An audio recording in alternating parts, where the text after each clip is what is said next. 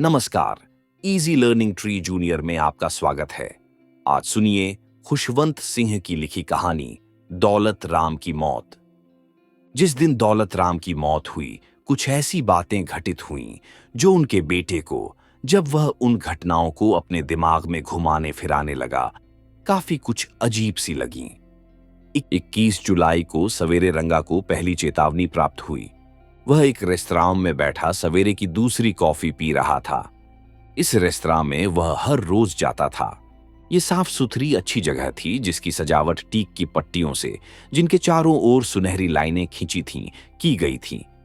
फर्श की दरी और खिड़कियों पर पड़ी झालरें गहरे भूरे रंग की थीं और छत पर चमकते नीले रंग का हीरे की तरह जगमग करता फानूस ठगा था। कमरे की हवा को ठंडा किया जाता था। गर्मी के दिनों में यह शहर की सबसे शांत और शीतल जगह थी। आज उतनी गर्मी नहीं थी जितनी जुलाई में आमतौर पर पड़ती है। सवेरे थोड़ी सी बारिश हुई थी। आसमान में अभी भी बादल छाए थे। हवा में नमी होने के कारण एयर कूलर का असर नहीं पड़ रहा था। लोग आते, थोड़ी देर बैठते, छत की तरफ पंखों के लिए नजर डालते, जो रेस्तरां में थे ही नहीं तो ऑर्डर वापस लेकर उठ जाते। सिर्फ पड़ोस के दफ्तरों से आने वाले लोग, जो हमेशा यहां आते थे, बैठे रहते। रंगा भी हमेशा आने वालों में से था। गोवा का 3 वाद्यों का बैंड बजने लगा। रंगा समझ नहीं पाता था कि वे क्या बजा रहे हैं, लेकिन वह जानता था कि यह हल्का संगीत नहीं है। यह कुछ ऐसा है जो उसे कप मेज पर रखकर उसे सुनने को प्रेरित करता है। उसे लगता था कि इसका कुछ विशेष महत्व जरूर है। उसने बाद में भी यही सोचा कि इसका कुछ महत्व होना ही चाहिए। जैसे ही बैंड ने यह टकड़ा बजाना खत्म किया, बार के पीछे छिपा टेलीफोन बज उठा। रगा यह तो समझ नहीं पाया कि बारमैन क्या कह रहा है, लेकिन उसने यह जरूर देखा कि वह सिर झुकाकर और एक कान को उंगली से बंद करके सुनने की कोशिश जरूर कर रहा है, और शायद यह भी कह रहा है कि जरा जोर से बोलो। फिर उसने कागज का एक टुकड़ा उठाया, उस पर कुछ लिखा और फोन में उसे दोहराकर संदेश की पुष्टि की। फिर उसने रिसीवर रख दिया और हॉल में सिर घुमा घुमा कर देखने लगा कि जो नक्शा फोन वाले ने बताया है, उसे पूरा करने वाला आदमी कौन है। लाइट हाउस की रोशनी की तरह उसकी आंखें इधर उधर घूमी और रंगा पर आकर टिक गईं। रंगा ने उसकी नजर बर्दाश्त न कर पाने के कारण अपना सिर नीचे कर लिया। बारमैन को पूरा संतोष हो गया तो वह उठकर रंगा के पास आया और कहने लगा, आपके लिए टेलीफोन है सर।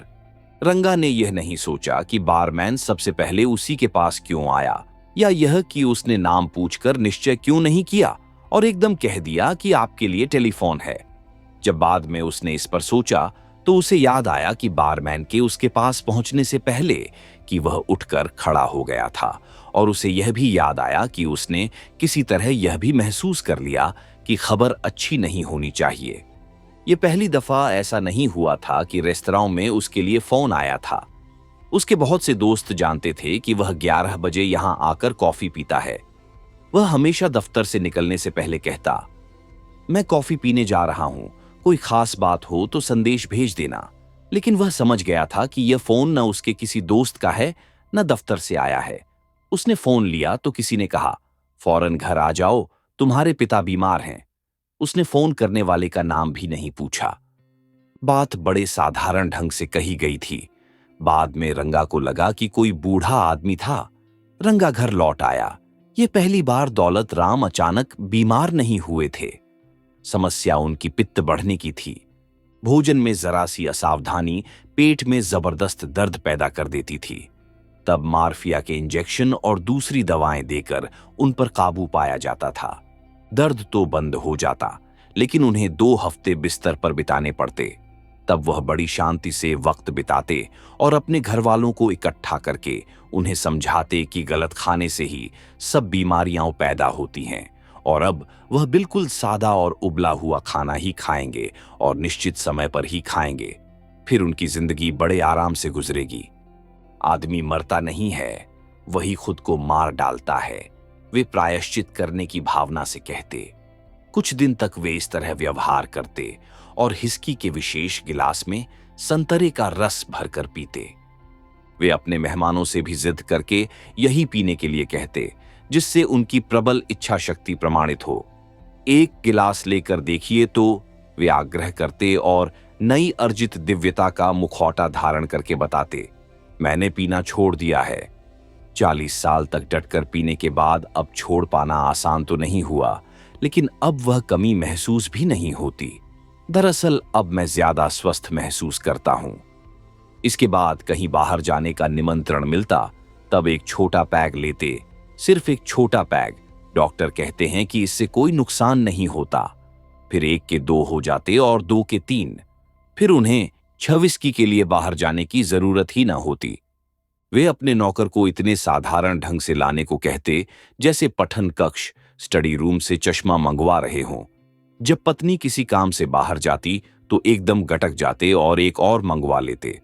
इसे वे आराम से इस तरह पीते जैसे पहला पी रहे हों, और डिनर से पहले एक छोटा पैग कोई नुकसान नहीं करेगा कि दलील देकर पी लेते। अगर पत्नी जरा भी नाक भौं सिकोड़ कर देखती तो पूछते कि हर वक्त टीका टिप्पणी क्यों करती है। इस तरह की दलील देकर 3 या 4 पैग हिस्की पी लेते, कुछ आराम से और कुछ जल्दी से घटक कर पेट में चली जाती। फिर देर से डिनर होता तो इस उबले हुए खाने से फलाने के यहाँ की तली हुई मछली कितनी मजेदार होती है, हमारा रसोइया वैसी क्यों नहीं बना पाता, या हमें मीट और अंडे और उनके साथ गाजर मूली भी खाना चाहिए, इनमें प्रोटीन होता है। उन्होंने भोजन के बारे में बहुत कुछ पढ़ रखा था और ए से जेड तक सब विटामिनों के बारे में जानते थे। वे तब तक इन्हें खाते चले जाते जब तक वर्णमाला के ये अक्षर उनके पेट में पत्थर बनकर उछलना कूदना शुरू नहीं कर देते। इसके बाद जो जबरदस्त दर्द शुरू होता और जोर जोर से कराहने की आवाजें उठती, उनमें पत्नी के ये शब्द की, तुम कभी मेरी तो सुनते ही नहीं, भीतर ही डूब जाते। फिर वही नर्सों, डॉक्टरों, मार्फिया के इंजेक्शनों, रिश्तेदारों को तार देने का तांता शुरू हो जाता। भगवान न करे कि कोई अनहोनी घट जाए। फिर आराम और हमेशा का मुहावरा, आदमी मरता नहीं, वह खुद अपने को मारता है। पहली 2-3 दफा तो रंगा को ये चेतावनियां काफी परेशान करने वाली ही लगीं। घर में पूछताछ की गई, जरा सोचकर बताओ पापा की उम्र अब क्या होगी, और अरे ये तो कोई ज्यादा नहीं है। इसके बाद वह कुछ निश्चिंत हो गया। अब वह पहली बात यह कहता तो फिर शुरू हो गए। लेकिन इस बार, जैसा मैंने पहले कहा, रंगा को लग रहा था कि मामला गंभीर है। बाहर का मौसम भी खराब था। सूरज काले घुमड़ते बादलों से बेतरह लड़ रहा था, जो उसे बार बार ढक लेते थे। जरा भी ठंडी हवा नहीं चल रही थी और बगीचे के पेड़ जैसे मुंह लटकाए खड़े थे, और घर भी, हालांकि यह कहना सही नहीं लगता, विधवा की तरह दुखी दिखाई दे रहा था। इसकी वजह घर की दीवारें थीं। इक्ज़ोरा की जो बेल चारों तरफ अपनी हरी भरी पत्तियों और खिले हुए गुलाबी फूलों से लहलहाती फैली रहती थी, इस समय जगह जगह से खुश्क और खाली नजर आती थी और लगता था कि घर को जैसे लकवा मार गया है। इस समय वहां एकदम शांति छाई हुई थी। कहीं कोई दिखाई नहीं दे रहा था। ऐसा पहले कभी नहीं होता था। सामान्यतया घर भर के बच्चे और सभी उम्रों के नाती पोते अपनी अपनी आयाओं के साथ इधर उधर दौड़ लगाते दिखाई देते, और उनके साथ नौकरों के बच्चे भी मिलजुल कर खेलते कूदते रहते। हॉल के प्रवेश द्वार पर आज टेलीफोन के पास बैठा चपरासी भी दिखाई नहीं दिया। टेलीफोन भी मेज से हटा दिया गया था। सामने वाले मैदान में मिलने जुलने वालों की गाड़ियां भी नहीं थीं, और चपरासी इस समय शायद अपनी बीवी के पास बैठा चिलम पी रहा होगा। लेकिन चपरासी ने शायद इस बात पर ध्यान नहीं दिया था कि भिखारी इसका फायदा उठा सकते हैं। इन पर काबू करने के लिए वह ज्यादातर अपने अल्सेशियन कुत्ते मोती पर निर्भर करता था। मोती पोशाक से ही लोगों को पहचान लेता था। वह यूरोपियन वेशभूषा को ही पसंद करता था और बाकी सबकी धोती या कुर्ता दांत से खींचकर उन्हें बाहर भगा देता था। लेकिन इस सुबह वहां एक भिखारी ही दिखाई दे रहा था। वह प्रवेश मार्ग के बीचों बीच चुपचाप बैठा था। उसका सिर घुटनों के भीतर था और दोनों हाथ घुटनों को घेरे हुए थे। मोती कुछ दूर खड़ा उसका जायजा ले रहा था। कभी उसकी दाईं तरफ देखता, कभी बाईं तरफ, और कोशिश कर रहा था कि उसकी असलियत को पहचाने। रंगा कार से बाहर निकला तो हमेशा की तरह उसने उसका स्वागत नहीं किया। भिखारी पर न किसी के आने जाने का और न कारों की आवाज का कोई असर पड़ रहा था। क्या चाहिए तुम्हें? रंगा ने डपटते हुए उससे पूछा। भीख मांगने के बारे में उसके विचार बड़े कठोर थे। बूढ़े ने धीरे धीरे अपना सिर उठाया। 80 से ज्यादा का लग रहा था। भूरी कमीज के ऊपर मुंह से नीचे पेट पर लंबी सफेद दाढ़ी फैली हुई थी। सिर पर टीली ढाली पगड़ी थी, जिसके भीतर से सफेद बाल बाहर निकल रहे थे। आंखों पर घनी भौहें थीं, वे भी एकदम सफेद थीं। उसने रंगा को उदास नजरों से देखा। रंगा को अपने व्यवहार पर शर्म आने लगी। उसने मीठी आवाज में फिर पूछा, आपको क्या चाहिए बाबा जी? बूढ़े ने रंगा की तरफ से नजरें नहीं हटाई और सिर हिलाया। रंगा को लगा जैसे वह तस्वीर के फ्रेम में जड़ दिया गया है। यूं था वह भिखारी ही। विभाजन के बाद से ऐसे लोगों की जैसे बाढ़ आ गई थी। यह भी उन्हीं लाखों लोगों में एक होगा जो अपना घर-बार खो चुके हैं।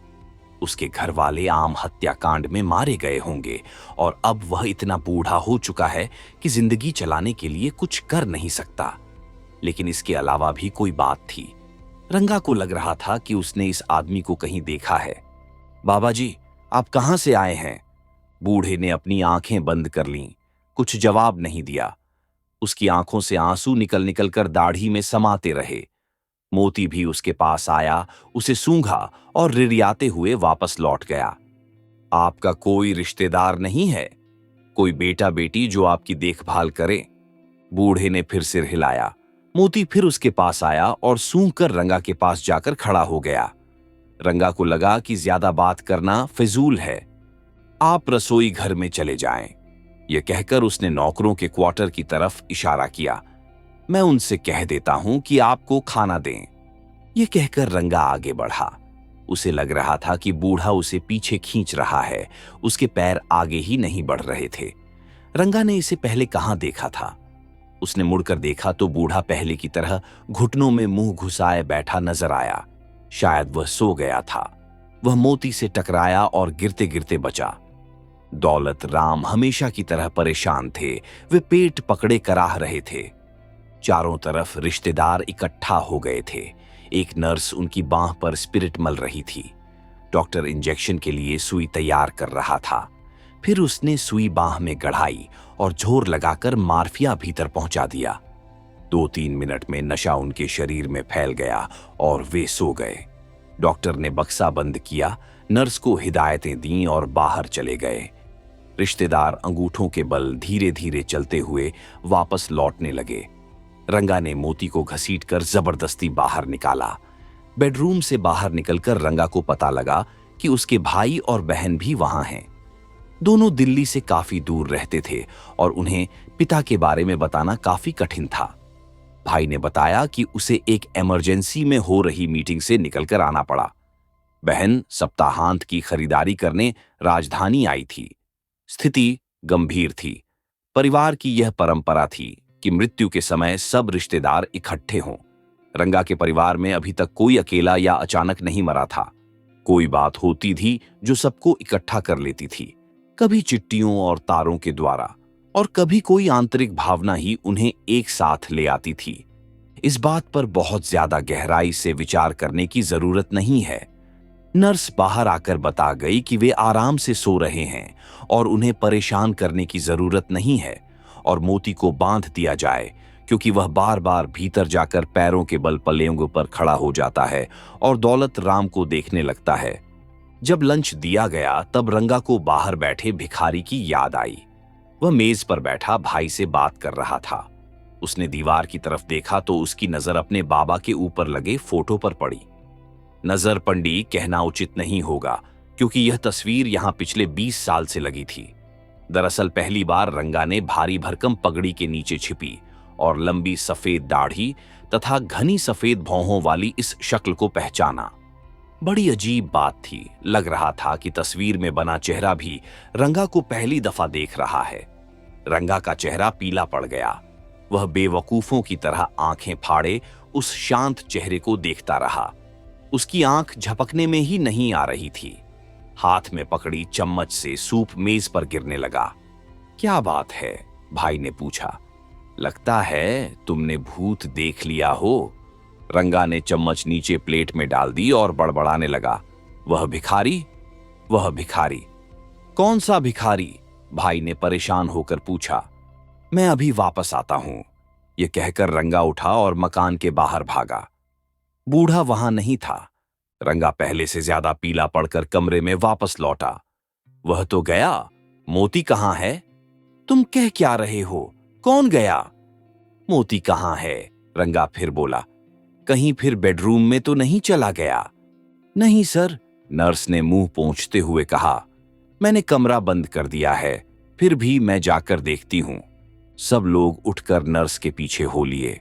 बेडरूम का दरवाजा आधा खुला था। रंगा नर्स के पीछे अंगूठों के बल भीतर पहुंचा।